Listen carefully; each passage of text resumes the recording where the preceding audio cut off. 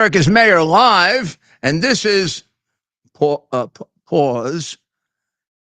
Rudolph, Pause, Giuliani. Tonight, we will be covering, of course, we'll be covering what's going on at the various universities where more and more seem to get added to Pause. The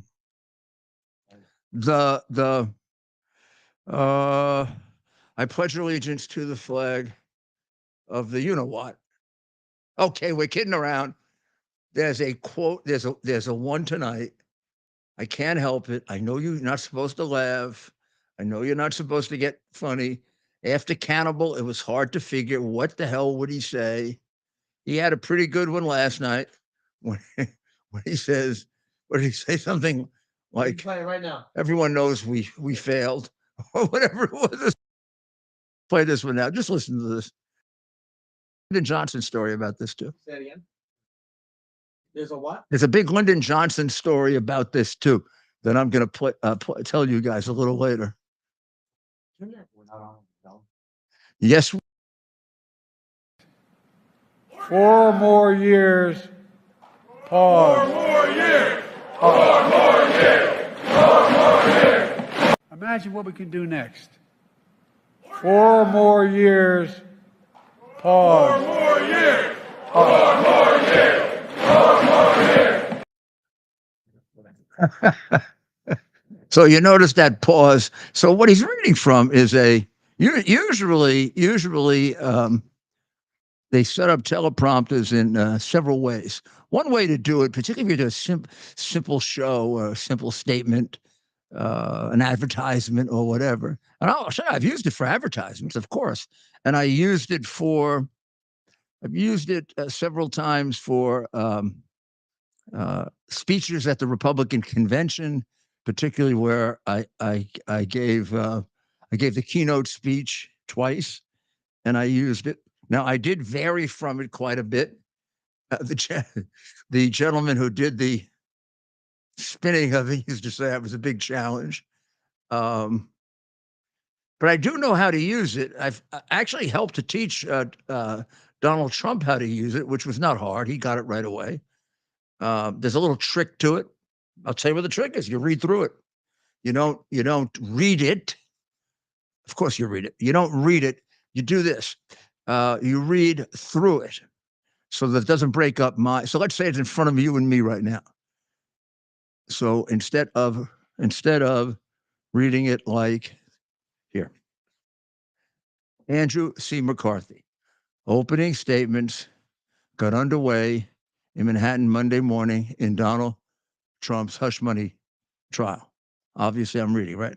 How about opening statements got underway on Monday morning in Donald Trump's hush money trial. Former American President Donald Trump was put on trial, the first American president or ex-president ever put on trial, ever in the history of this country. And right here, in the city in which George Washington was made the first president, pause, of the United States. So that's what happened to Dopey. He's such a slave to reading this thing that he read the Q notes. I don't know if it tells him take a break to go to the bathroom. I might read that too.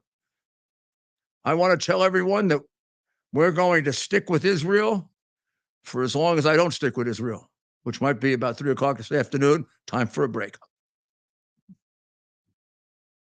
Well, let's get back to the more serious issues.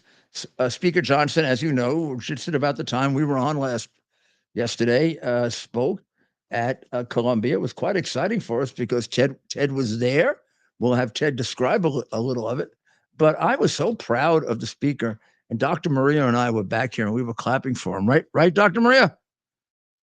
And we were 100%. We were 100%. We were 100% excited about the fact that he went ahead and, man, he just laid it out. He's not really, please, Speaker, this is not a criticism.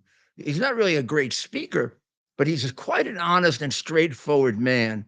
And that all came across and it helped him greatly. he just told them, the truth about what's going on and how is it that these people are being allowed to support murderers and terrorists. And that's what they are. They're out there in the middle of that yard supporting, let's face it, Hamas. They say Palestine, but in the context of what we're talking about now, Palestine and Hamas are about as inextricable as Zionism and the Jewish people. And also, but one has to remember that every Palestinian is trained to kill us, and somewhere between, I think 85% agreed with what they did on October 7th. So let's face it,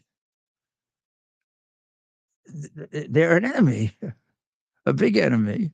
Hamas, the organization, is on the terrorist watch list, on the terrorist list, which means any meaningful help to them is a serious federal crime. So these people are marching around in their favor, trying to create excellent publicity for them, trying to do propaganda for them, trying to do brainwashing for them. Well, I mean, it all fits within the definition of meaningful help to the terrorists, which gets you. I'm going to say, as a prosecutor, that, and I'm not even sure I remember the legislative history of this statute, but it probably gets you right up to the line of violating the statute, but not right over. Meaning, I would think that for First Amendment purposes, unless you're Trump or me, in which case you'd be guilty if you just said anything, you'd have to have some kind of an action, some kind of like didn't exist in all the claims of insurrection with regard to January 6th. And I don't see that here. Awful lot of support, awful lot of encouragement. You're getting really close when you start sending money to them. I would say I could interpret that as meaningful support and prosecute for that. So if they send money to them, or if you send money to a group that in turn gives money to them, and a lot of the humanitarian groups do that. That's why I objected so strongly to the $9 million that Biden is putting in to the bill. 9 million of the so-called 20 billion, rather, going to Israel is going to, not to Israel, it's going to humanitarian groups. The humanitarian groups are all Hamas controlled, including the United Nations ones. That's the biggest one, actually. The one they control the most is the UNWRA. And so that's money directly to terrorists. And if you think they use it to feed the people, of course, you're out of your mind. You're as naive as those idiots that are out there on the lawn. President Manoush Safir, who is a fairly new president, but made quite a name for herself in a short period of time, including her testimony before Congress, where I would say rather than making a name for herself, she made an idiot out of herself. Not the first, by the way, Ivy League president to make an idiot out of herself. And one must question, does it really make sense any longer to send your children to Ivy League schools that charge you anywhere from $60,000 to $90,000 a year to brainwash your kid and make them into an anti-American moron, an anti-American who can't even defend his position? So you go see a Chinese communist or a Russian communist, they may be lying, but they'll be ready to defend their position. These people are like, I tried really hard the other day. I mean, you probably saw this. I tried really hard to get them to come over and explain it to me. I said, would you stop your infantile chanting? Justice and peace, justice and peace, justice and peace, justice and peace. It's really tough to learn that. Justice and peace. You got to get the cadence just right, too. Justice and peace, justice and peace. So I kind of yelled out at them because we were right nearby. I said, do you realize that's like 50 years old, and it comes from Al Sharpton and Tawana Brawley? And they looked at me like, who the hell is Al Sharpton? Yeah. Who the hell is Tawana Brawley? I mean, one older guy came over and denied it. Al Sharpton was a crook, and I just said that. We could agree on the first part, I guess. But I didn't say it, he did. So the reality is the president, however, I must say, I'm very, very impressed because she's obviously a big student of Barry Obama because she put down a red line. She did. She put down a red line. Like, let's see if I have a little piece of paper here. I could use the back of this one. You don't mind, Angela, if I use the back of your article? She went like this. Red line, 8 a.m. What was it, on Tuesday? Yes. There it is. Sorry. The 8 a.m. Wednesday. On Tuesday night, she said first it was midnight. Let's give it one red, Wednesday. let's give it one red line on the house. Okay, fine. So she gets the midnight one on the house. So 8 a.m. Wednesday is the red line that we're holding her to. Tough Manouche. Yeah. Tough Manouche puts out her red line. By around 4 in the morning, they're not moving. Let's show her The line kind of obliterates a little. It gets to be about that color. It gets to be about that color. All right. Now, the other color I think I don't have. I don't think I have a yellow here. The coward color. I do have. Do I have a coward pen? Like a highlighter. Do you have a yellow highlighter? I got it somewhere, but we don't need to put it out. Okay. I mean, it basically just looks like urine. And which is essentially what she was doing. She just urinated all over the line and it went away. And needless to say, nobody was removed at 8 in the morning or 9 or 10 or 11 or 12 or 1 or 2 or 3 or when Speaker Johnson got there later that day. I mean, they were in appropriate place to yell obscenities at him, make complete idiots out of themselves, kind of indicate that English is gone as a language in Harvard because they don't have much of a vocabulary. You're kind of limited to 1 or 2 variations of the word F-U-C-K. I mean, they don't have good I go to Brooklyn and get much better much more literal, much more poetic. I mean, you could do a few things with that word. They got about 2 variations. That's it. They just keep repeating it, like their little slogans. See, because in fact, Bob Kraft, the owner of the Patriots, in taking away his 90 million, whatever, his 90 a lot, said the biggest change in the school from the time I went there until now is instead of teaching you how to think, they teach you what to think. Now, that's not original to Bob, but that is original. I mean, that is, in fact, a pretty generic statement, which everyone is entitled to, and also applies brilliantly to the situation. And you can see it because I always get very nervous of the chanting people unless it's a football game. You know, a football game or baseball game, or that's the different thing. Rah, rah, rah, sis, boom, bah, I'm for my team. When you start chanting sophisticated, very, very difficult ideas, moral positions, philosophical positions, you really have subjected them to tiny little thoughts that can be handled by the mind of a basic nitwit. Because the basic nitwit can't get beyond that, it would create some kind of a brain infarct or something. So they just repeat, the same thing. Pigs in a blanket, fry them like bacon. Pigs in a blanket, fry them like bacon. Pigs in a blanket, fry them like bacon. Pigs in a blanket, fry them like bacon. They'll go on for hours like that. And they'll be very, very happy because they have, over a period of time, by spending time with these people, the brain keeps getting smaller, and anything bigger give them a headache. So these people are yelling this stuff out there. And I'm thinking, we're now like, how many hours, when we got there, how many hours past the red line was it? At this point, it even stopped being a yellow line, like it was no line. Yeah. Well, so yeah, we were there hours after, Probably about 4, at least. 5. Yeah, at least. It really, when you think about it, days, right? I mean, we're giving her again, as you, Oh, well, we were being kind and giving her at least one on the house. yeah.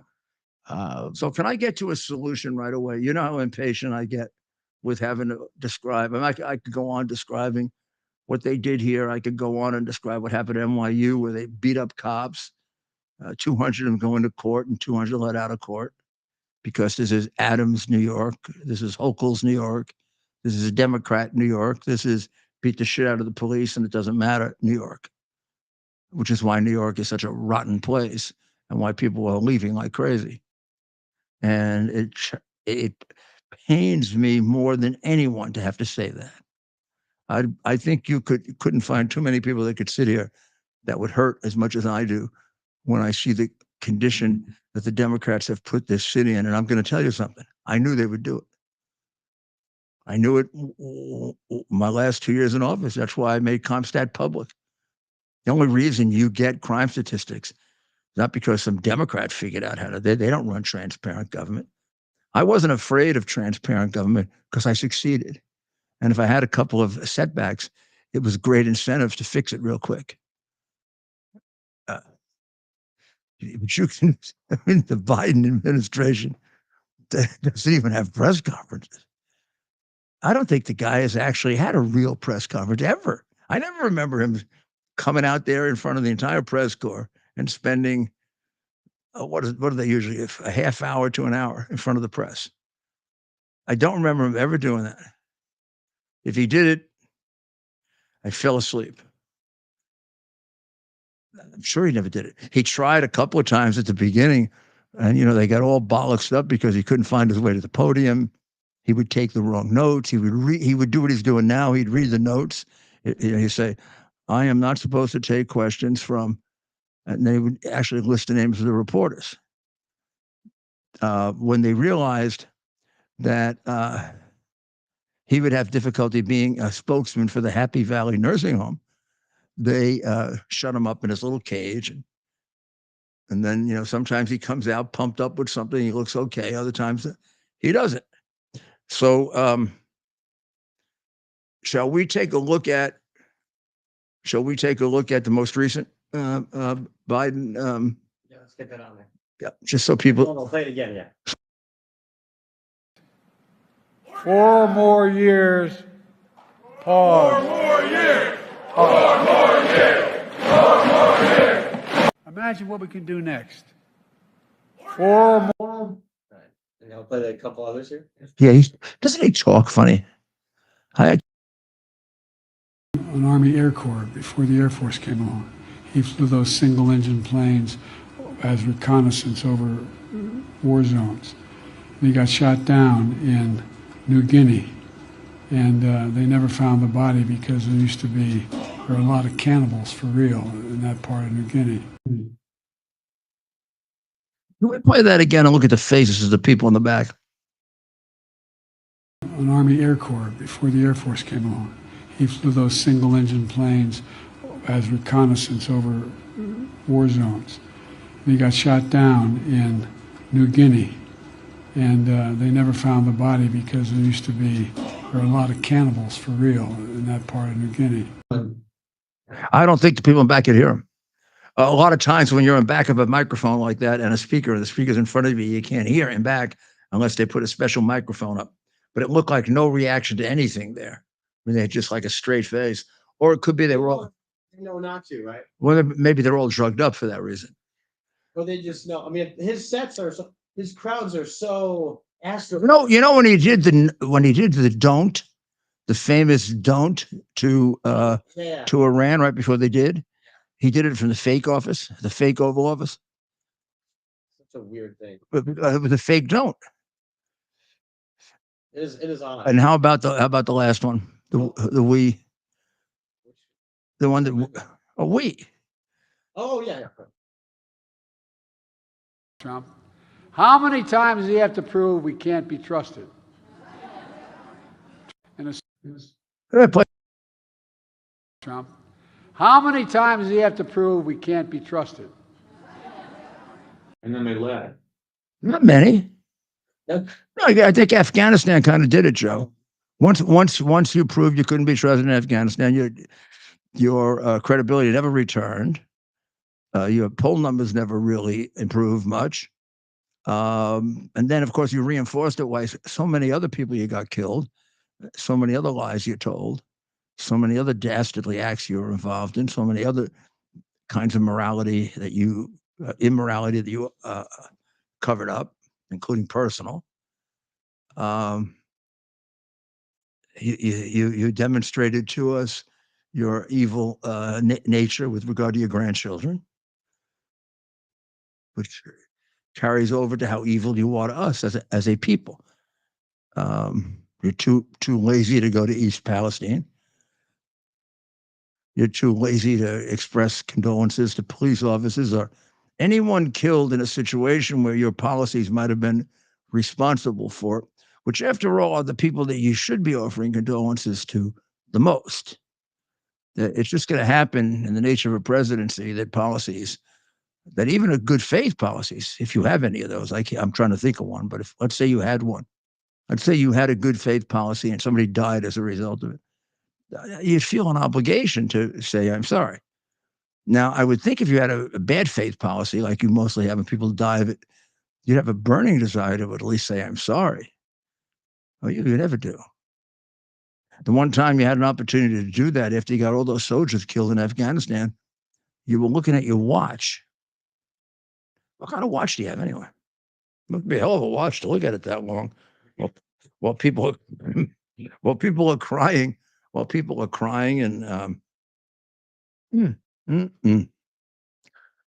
So I told you that at NYU everybody was removed. I still think there's something to the fact that Columbia is getting disparate treatment here from NYU and a couple of the others. When I get back, I'll explain why, and it's not because of my own, loyalties about these schools. I only have two schools that I'm loyal to, and I'll tell you which ones when we get back.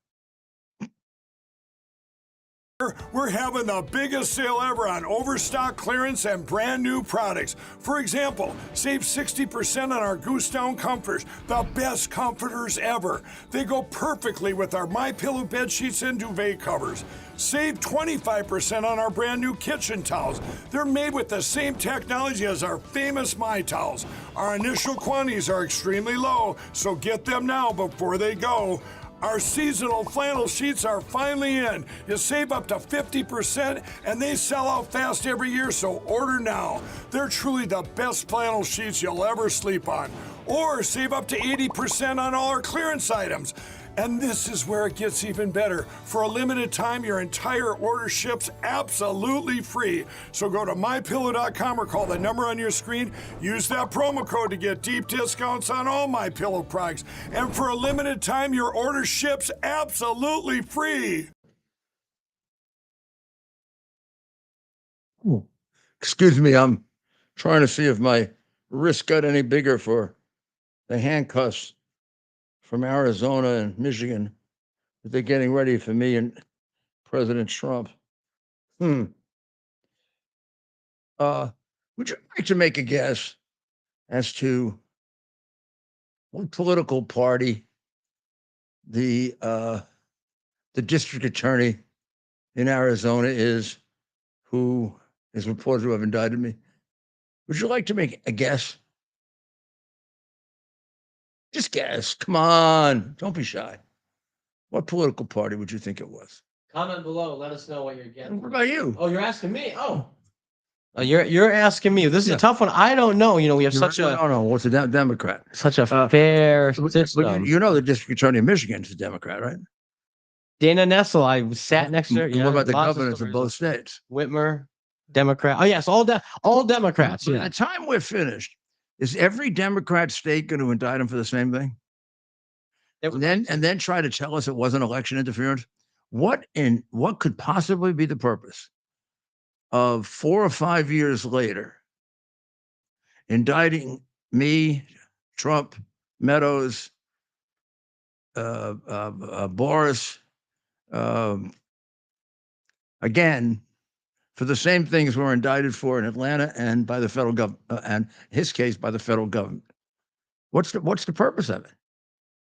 I mean, do you really think you're going to put us in jail in all those places? Like after my first 20 years in Atlanta, I'm going to go to Arizona. And then after my next 20 years, I'm going to go to Michigan. Dare speak the truth. And as Dr. Maria says, no, the whole thing is to scare people so that nobody will tell the truth and come to the aid and defense of an innocent man, Donald Trump.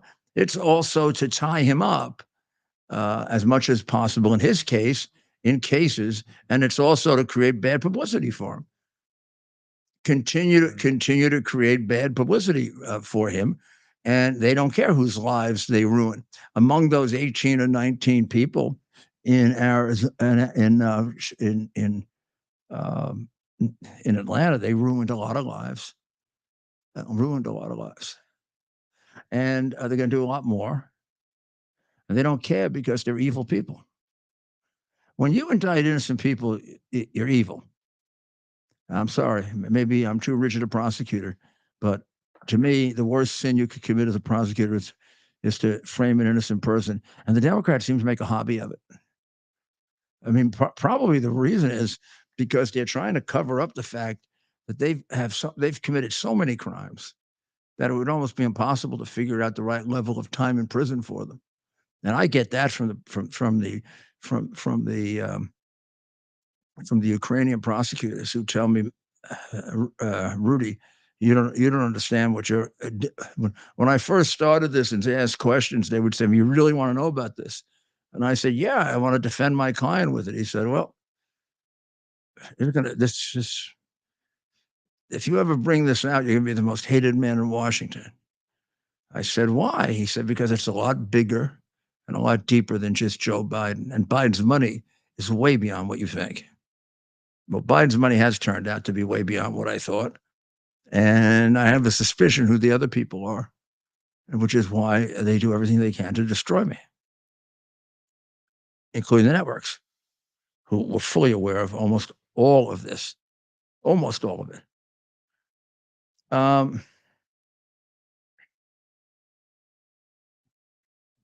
So 4 cases wasn't enough. So now they're going to go to 6. And they have the potential, probably. How many more Democratic states are left they could do it in? Probably another 4. Not every Democratic state would do it. The prostitute states will do it right away. And of course, Maricopa County is Democrat prostitute. Detroit's Democrat prostitute. I'm sorry, I'm insulting prostitutes. I know that by equating you with Monday Democrats. So Bragg's case, they had a day off today. The judge is working so hard, particularly during the Passover. He had there were several days where he sat for 2 or 3 hours. Did you know that? Absolutely. Gosh, he's got a tough job. Poor Judge, silly face. What the hell's his name anyway? I forget. Judge Munchie. Judge Moochman? Mershon. Oh, Mershon, Judge Mershon. That's the one with the daughter who's making a fortune off Trump, right? Yeah. Okay, yeah.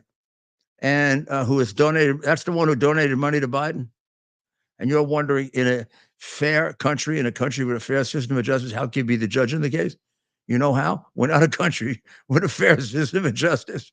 And we're not a country that has justice any longer. We're a country that is a Democrat, or a city at least, in which we are a Democrat dictatorship. Mershon does things like, here I'm the prosecutor. Your Honor, I need a few minutes to review this new document that I just received. Oh, Mr. Steinfeld, take 5 hours. Then Trump's lawyer put, Your Honor, I've got 3,500 documents here to go through. Then I need some time to go. You have 2 minutes. I can't possibly go. You got 2 minutes or I'll put you and your client in jail. And you, Trump, if you say anything, no matter what they call you, you're going to jail. Doesn't matter what Cohen says about you. You're not allowed to defend yourself. You're not. I don't care if you're running for president. I want to make sure you lose. Don't you understand that? I'm here to make sure you lose. That's why I impose an unconstitutional gag order on you. And I know I'll be upheld because my fellow judges are Democrat crooks just like I am. There's no way that this gag order is constitutional in an American republic that had any respect for the law, or among a group of judges that had any respect for the law. This man's running for president of the United States. He's being attacked. He's not allowed to defend himself because judges of the other party, the party he's running against, have shut him up. Can you imagine anything more banana republic than that? Yeah, trying a man 4 times in 1 year, now maybe 5, while he's running for president because he's so insecure.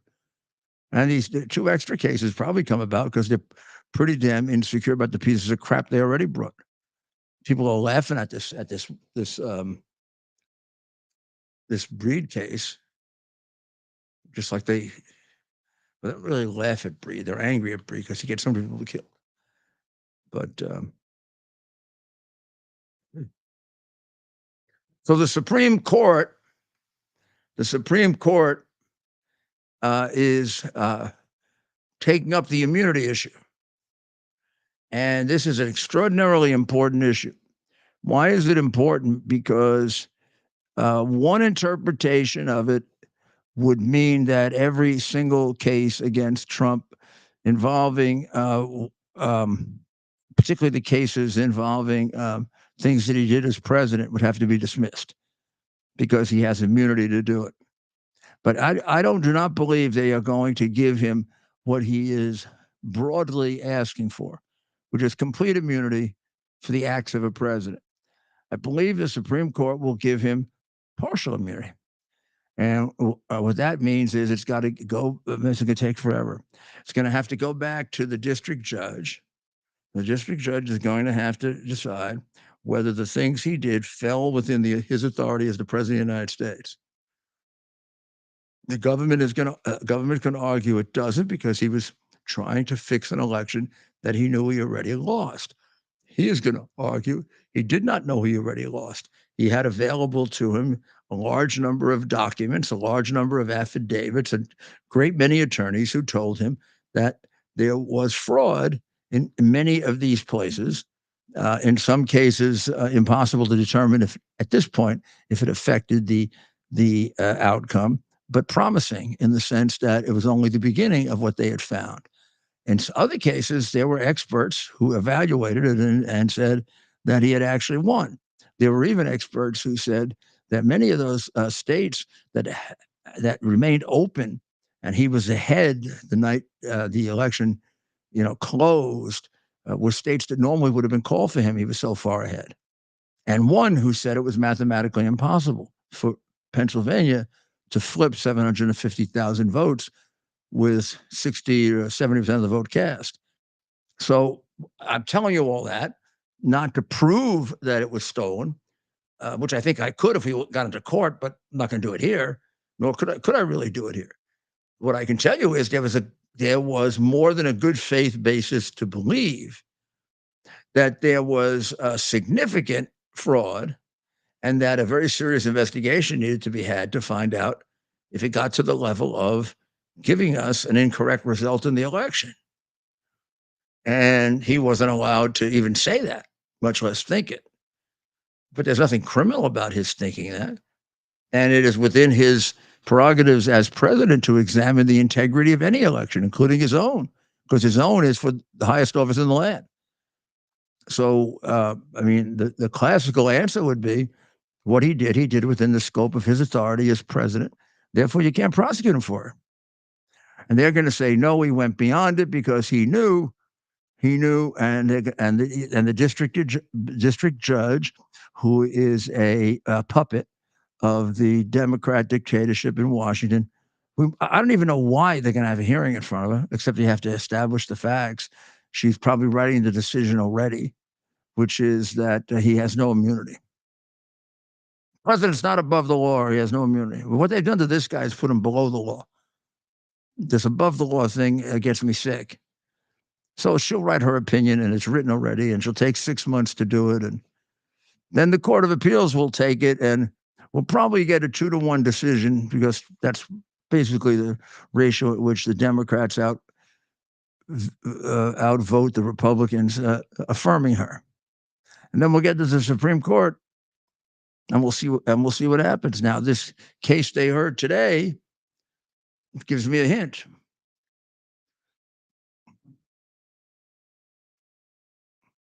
Roberts has trouble with the Biden argument.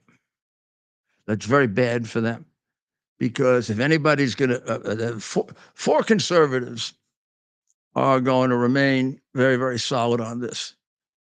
And that's, of course, Alito, who did most of the questioning, and critical and brilliant. Thomas, who did a little of it, equally brilliant. Gorsuch, don't remember. And in this particular case, I would say they have Kavanaugh. Question Roberts. I'm sorry, Roberts. So the question becomes, because Roberts virtually said, although he didn't outline the scope of it, that it has to be some form of immunity for a president. You can't do the job without some form of immunity. It can be qualified, but there has to be some form of immunity. Well, the judge gave him the benefit of no immunity, so the case gets reversed. Goes back, where the judge is going to have to apply the standard that the Supreme Court sets up. Now, to get there, we need 2 votes, one of 2 votes. We need Amy Coney Barrett, or we need once again. Oh, is that it? That's the only vote we need, right? We need her vote. Yeah, we just. Yeah, if we have her vote, we got it, right? Right. So And it appears all 6 are. Well, no, I don't know about her. I didn't get her. I should also announce that, because I see it. Harvey Weinstein, who looks like a dying old man, was released today because his case was overturned. Now you're going to say, "Oh, isn't that terrible? He was a very bad man." Yeah, but even very bad men are entitled to fair trials. And I don't know the details of that case the way I should. I know some of it because the law firm is the same law firm that's representing me in several of my cases, so I hear them talk about it. And it seemed to me that that it was a pretty darn good argument.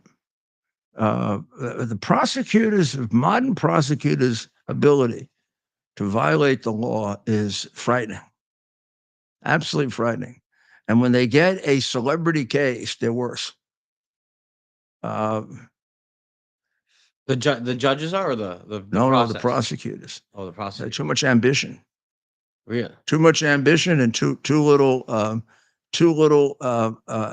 education and ethics.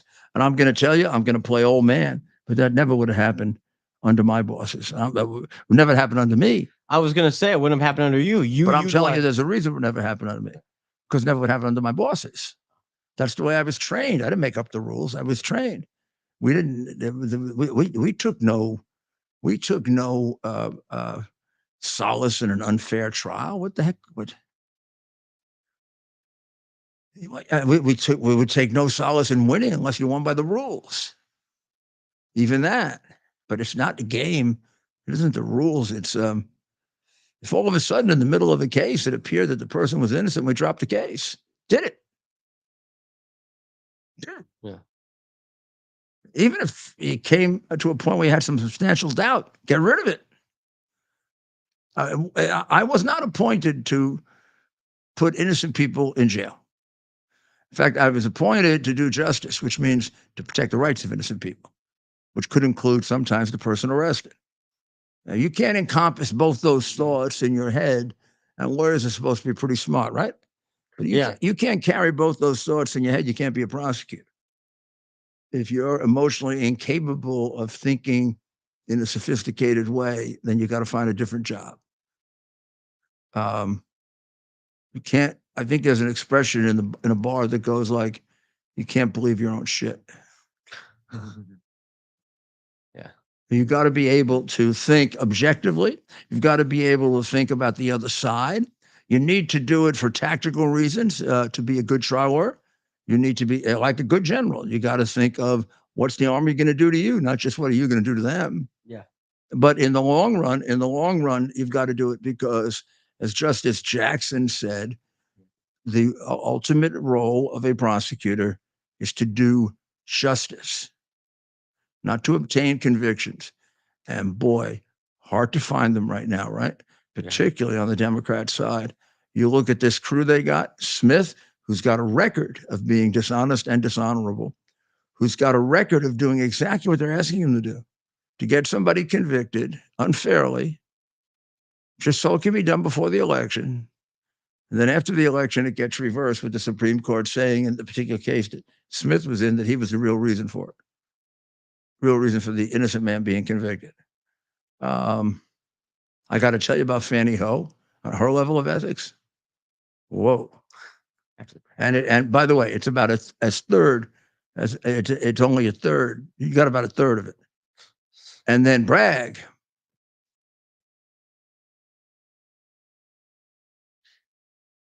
There's the article today in the Post that Bragg's net worth is $40 million. That was in the Post? I don't think is it true? Was that in the Post? Yeah. Well, I trust the Post. I trust the New York Post. That's, What a communist. Yeah, communism sure. Well, he's a top communist. Yeah, exactly. Yeah. I mean, there you go. You can't get upset about. I remember once saying that when I was a young child, very naive, saying to President Bush, "I don't understand why Putin wants to keep hanging on to his job. You know, why don't he go out of office, make some money, and then later he can come back?" And Bush started laughing at me. He said, "Because he's never going to make as much money outside of office than inside. He's the highest paid man in The world. in Russia, in the world." I said, "How?" He said, "Well, it's a crooked country." I said, "Oh, yeah, that's right. That's right." That's interesting. In fact, you can take a big drop in pay if he leaves. Yeah. They'll also probably kill him. And he's almost a prisoner of that position now. I had some very naive ideas. I couldn't figure out why Berlusconi and Putin liked each other. And Bush, the son, told me because they like to exchange women. Berlusconi likes Russian women and Putin likes Italian women. Bunga parties. And they like to exchange women. Nice, right? Parties. Very nice. High level of government. We will now take a short break and we will be right back. Is something that you can plug into your television, and now you can use your television as a social television type experience. So in the Portal universe, you can watch your favorite content creators' videos, live streams, music. We also have TV subscriptions as well. Subscriptions. You can also regular channels, all the sports. Right, you can actually cut your cable from your cable subscription and get QUX TV on our QX TV boxes, and you can pay half the price that you're currently paying for your cable television subscription, and you can get all the best premium TV channels and more. I mean, it's really, there's so much on there, Rudy. I mean, you've seen it. No, I've seen it and I use it, and it's good. I mean, it's just exactly the same except for half the price. Plus, nobody is finding out what I'm watching, and that's not being reported to anybody. Right, so you have absolute privacy using this device, which you don't have on other devices out there currently on the market. This is absolutely great. QUX.TV is how you can find out about it. QUX.TV. Use promo code RUDY to receive $30 off. Hi, Rudy Giuliani back again. QUX.TV/Rudy. You get a great box like we have here. You get all the stations you want. You'll get it for a great price with a discount, and beyond all that, you'll also be supporting people who are 100% on our side, 100% patriots. They can also make sure that you're not that you're not spied on. Let's put it that way. This might be the best way. Might be the best way to say it. You will not be spied on. So let's play Short video. Let's play what you had in mind, and we can talk. This is during the argument today in the case we were talking about. Of a chief executive is something that everybody cried out against as unconstitutional. And what George Washington said is, we're worried about factional strife, which will. No, I'm also. Let me put this worry on the table. If the potential for criminal liability is taken off the table, wouldn't there be a significant risk that future presidents would be emboldened to commit crimes with abandon while they're in office? It's right now the fact that we're having this debate because OLC has said that presidents might be prosecuted. Presidents from the beginning of time have understood that that's a possibility. That might be what has kept this office from turning into the kind of crime center that I'm envisioning. But once we say, no criminal liability, Mr. President, you can do whatever you want, I'm worried that we would have a worse problem than the problem of the president feeling constrained to follow the law while he's in office. I respectfully disagree with that because the regime you've described is the regime we've operated under for 234 years. There has not been an expectation based on 234 years of unbroken political. All right, let me ask you another question. Let me ask you another question about this. Benjamin Franklin said is we. The subject. What do you think of that? I think he's right. I mean, but I actually don't agree with him in how far he has argued this. Okay. I think he is. I think he's going to win, and I think has a very, very sophisticated court. But I don't think you can justify the argument of complete immunity for the president. I don't see how you can say that the president cannot be indicted and tried for anything that he does while he's president. I think the immunity has to be focused on his official duties. So, for example, if he killed his wife, no immunity. But isn't that how it's taught in law schools? Official duties, right? No, they're arguing for complete immunity. Now they are, but it's not taught. It's not taught in law school because that's never been decided. Okay. It's not. It's never. I mean, is that the better? Is that the common sense? Is that the majority opinion? Yes. Okay. Is it the law? No. They're going to make. They're going to make the law. Yeah. Okay. So that's what we're now discussing. Right now there is no law, and if you listen to Washington and that you can justify complete immunity, but because they didn't go into detail, they were speaking quickly. But when they said immunity, they surely didn't mean you can go around killing people while you're president. What they meant was within the scope of what you have to do as president.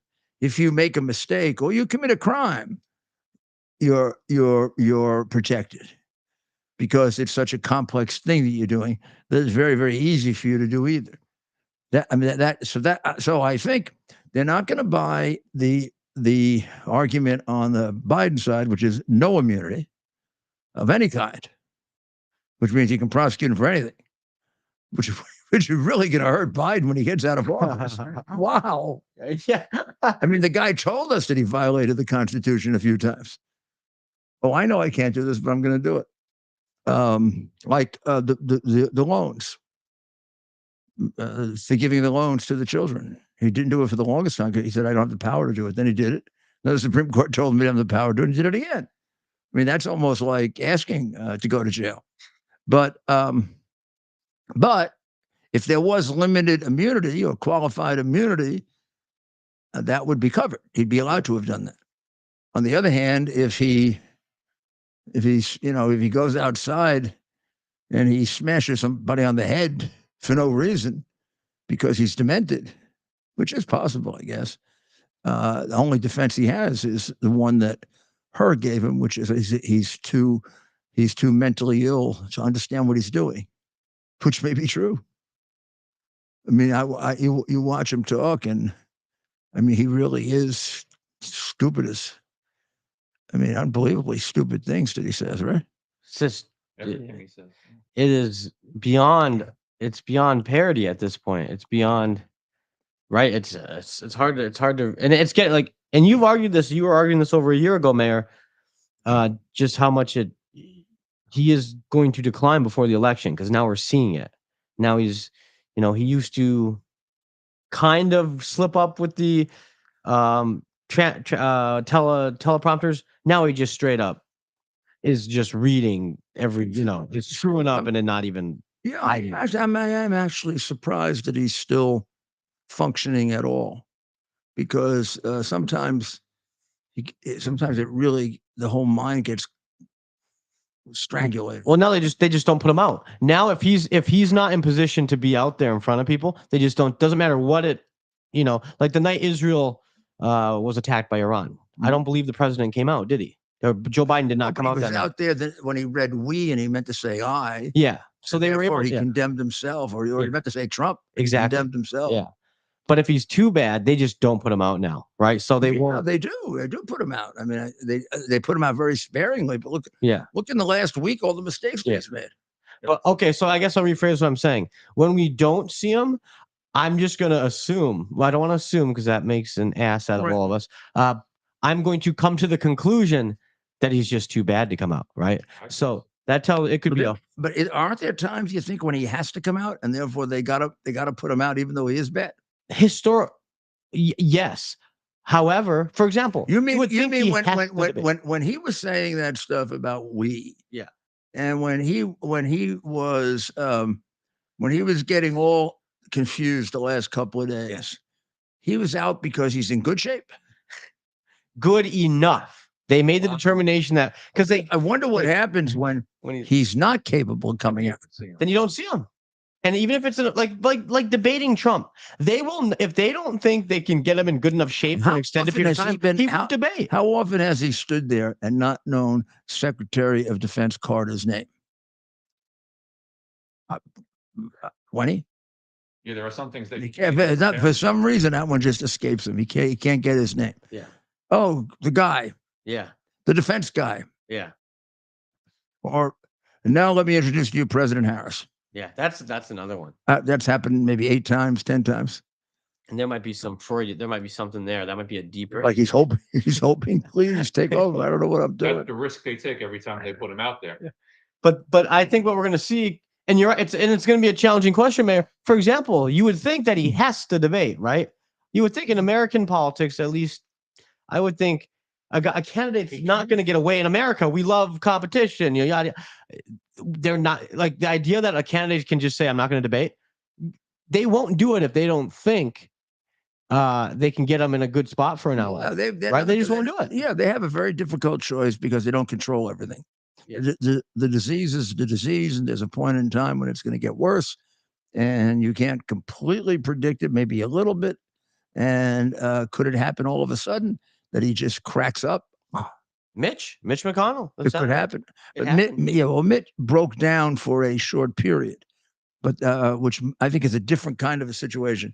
If he goes down through dementia, he may go down for good. He may just black out. And then he never really talks again. You know that happened. It happens with Alzheimer's, and it happens with. But if happened to Ronald Reagan. But if what happened to McConnell happened, even if what happened to McConnell, if that happens to the president of the United States, that would be that's a bit, right? That would be a national disaster. If the president of the United States had 5 seconds of Not good. But he's almost there now. That I would not. I would, if it were appropriate to take book on this, I would bet that between now and election day, he gets a couple of. He's almost right there, right? Right. Especially to keep pressure. And he talks like that. Very. I really would like to know what causes the talk like that, which I call old person's talk. Right? Got to be something going on up here that affects your speech. But that isn't the way he talked Years ago. even 8 or 9 years ago. He didn't talk like that there. Jeez. And then when he looks around, At the 8 people in the room. Yeah. But you're right, Mayor. They've been putting him out there quite a bit. We've seen these, and that's why we've seen these gaffes, of course, well, I think they want to put him out there because Trump is on trial. on TV all day. And they want to take advantage of it, maybe. Thinking that that's the idea, but these gaffes are getting worse. Yeah, Yeah. I think they are getting worse, but now they're so accepted that you really have to do something rather extraordinary, like blank out, or just go off into a total. Well, I don't know what else could he do. He has gone off a totally fictitious story. Well, I can't. How do you go much? My uncle was eaten by cannibals. Yeah. And and the 18-wheeler comment, how he drove an 18-wheeler. These are all within the last few days. Mr. President, but how much of them? I mean, the whole thing, or just all of them? Parts? Or Were there any leftovers? How shameful! What a nasty thing to say about were there any leftovers? What a nasty thing to just assume. Anybody try to make some commercial profit? Yeah, on there that? is the racist element. Was there cans made up? Cans, right? Yeah. How exactly they package leftovers or what? Did the Apaches cook it or not? It's absolutely absurd, Mayor, what we're seeing each and every day, and then with the president on trial, and they're trying to wear him down, and they're not letting up. If anything, they're doubling and tripling down. Well, what happens alone in the White House when he's really, Well, yeah. So these protests, do you think that could that help in the end? That could help President Trump, right? If these silly protests, independents or common sense Democrats, if those exist anymore, or people on the sidelines, they might see this and just think, "What is going on?" Or do you not? Or is it not nearly bad enough yet? Oh, it's bad enough. My goodness, I think there are Democrats that have switched from him. Well, I think a lot of the Jewish. I think you see the Jewish thing. You read it in letters to the editor, but you never know how representative a letter to the editor is.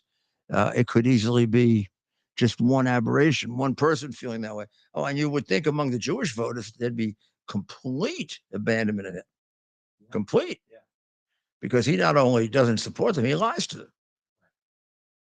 Well, we'll take one more break and we'll be right back. Delivers on its promise to do good and never forget the sacrifices America's greatest heroes have made for us. Heroes who risked their lives to keep our communities and our country safe. Heroes like United States Marine Corps Captain and pilot John Jeremy Sachs. Captain Sachs sustained fatal injuries when his military aircraft crashed during training, killing him and 5 other service members. He's remembered by loved ones as courageous, brilliant, and devoted to his career, family, and friends. John is survived by his wife, Amber, who gave birth to their second daughter 3 months after his death. Tunnel to Towers paid the mortgage on the family home for Amber and their 2 daughters. The foundation has helped over 1,000 military and first responder families navigate the worst of times by removing the burden of a mortgage payment. Our nation's heroes and their families need your help now more than ever. Donate $11 a month to Tunnel to Towers at T2T.org. T2T.org. That's T, the number 2T.org. T2T.org. Please donate now. That's Rudy Giuliani back again with you on America's Mayor Live. Among other things, you might have missed and everything else, that Biden has put sanctions on Israel for their intrusion into Gaza and killing civilians. And it's about $10 million, which would wipe out, about more than half of what we gave them. We didn't give them very much either. We gave them 17 billion to or 60 billion for Ukraine. And of the billions that we gave them, we took out already 8 billion for humanitarian aid from Israel's money. And the sanctions are going to knock them down another 10, which will leave them with about $7 billion. Not exactly the way you treat a friend, right? But I mean, that's been a fiction for quite some time that they're really friends. Bibi and Biden share a totally different view of the world. One is a very strong and courageous man and a bold man. The other one is afraid of his own shadow and is very, very dumb. How they get along with each other up until this point, I really don't know, nor could I have any possible explanation for it. Bibi is also, among other things, not only is he a dishonest man, he's really a gadfly. He doesn't have any real interests, any real ability to discuss anything seriously. The last book that he read, I think, had a lot of pictures. So they couldn't possibly be, there's just too much of a gap in their intellect for them to be good friends. And I mean, maybe if he was a special case and he needed help he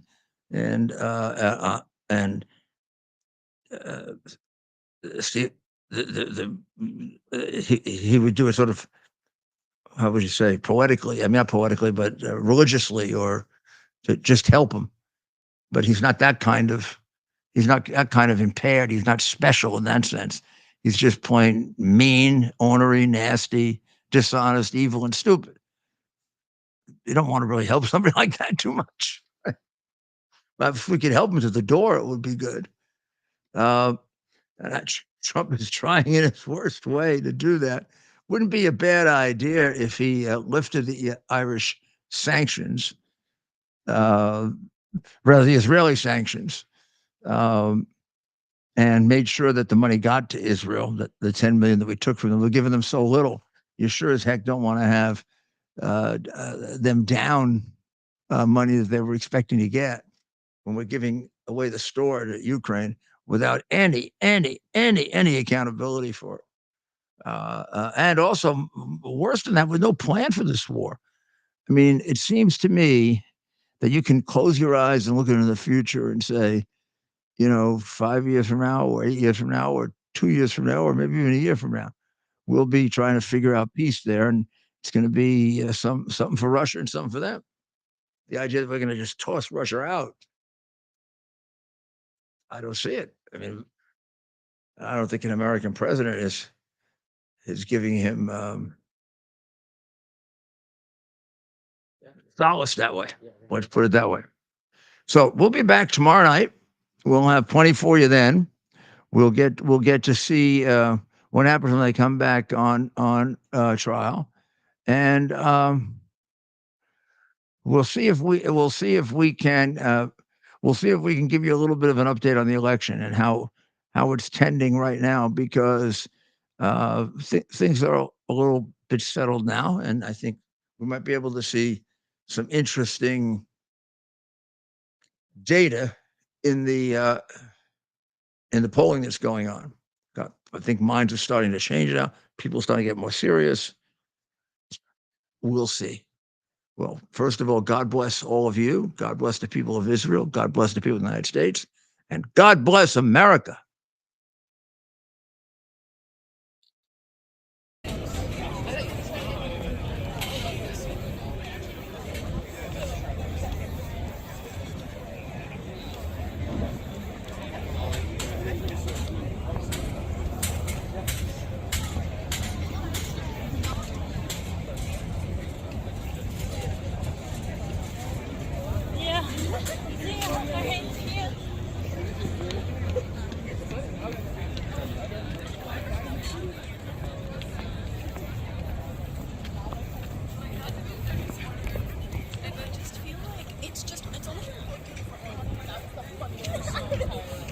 Looks like he likes to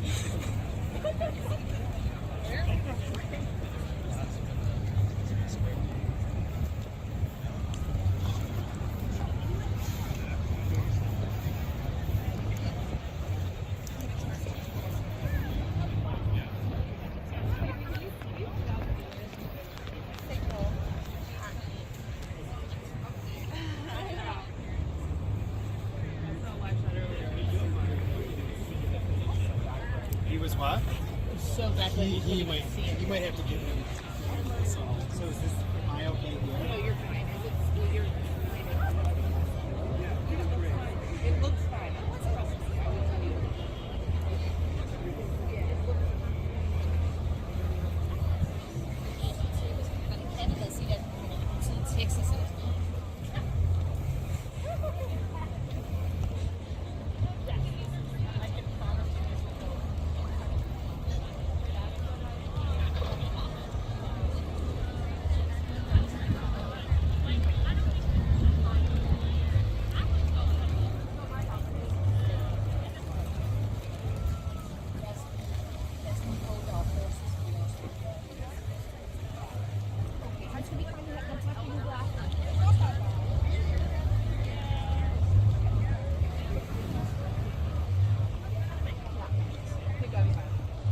Brother, hey, you want to say a few words about what you're doing out here?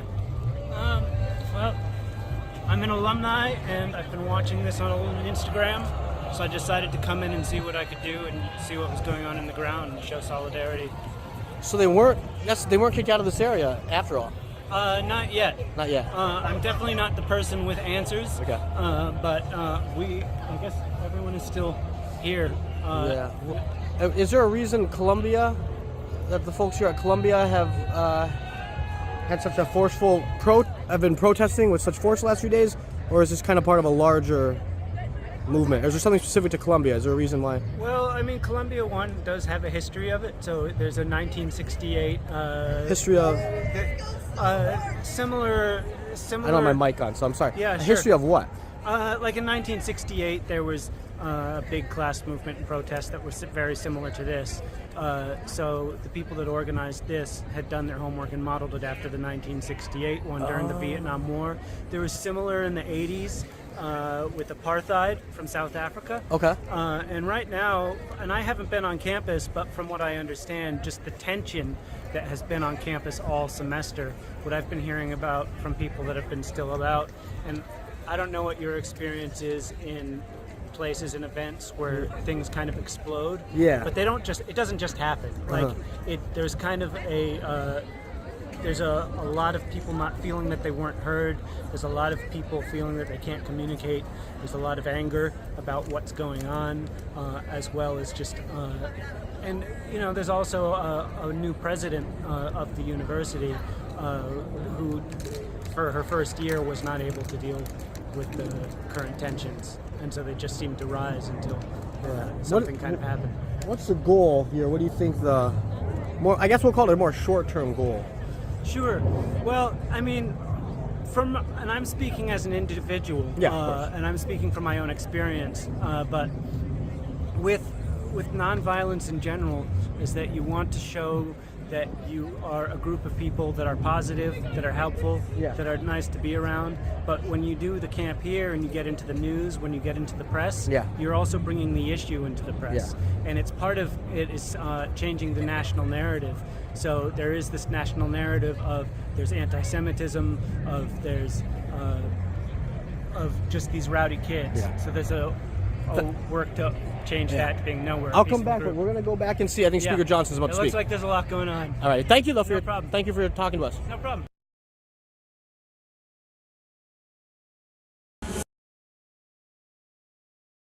Bear the principle of common sense and rational discussion to the issues of our day.